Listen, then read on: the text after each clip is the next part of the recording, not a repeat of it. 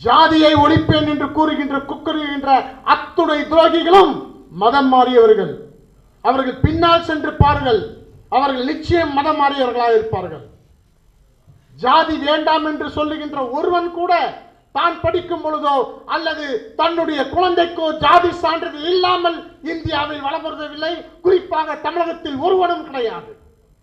யாரை வேண்டுமானால் எடுத்துக்கொள்ளுங்கள், ஜாதி இல்லை என்று கூறுவான், கலப்பு திருமணம் என்றான்.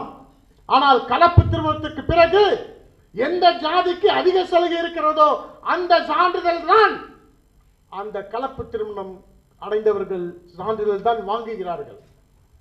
ஆக சாதி ஒழிப்போம் என்பது ஒரு மாயை. சாதியை ஒழிக்க முடியாது.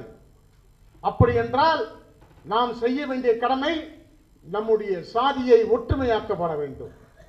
சாதியை ஒற்றுமையாக்கப்பட வேண்டும் என்றால் நாம் அனைவரும் அடித்துக் கொள்ளவில்லை இப்பொழுது.